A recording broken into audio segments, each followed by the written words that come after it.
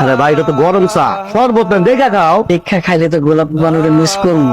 তোমার এই পাঁচটা চা খাওয়ার জন্য কেউ এখানে আহে? চাইয়া দেখো একবার, গোলাপি বানু যখন রাস্তা দিয়ে হাইটটা যায়, পুরা বস্তির মানুষজন একেবারে তবদা খায়া যায়।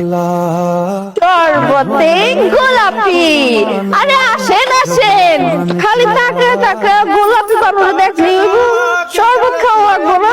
আমার এক গ্লাস শরবত বানায় দাও না। এখনই দিতেছি। এই শরবত যত খাইবেন তত কিন্তু আরো পাইবেন।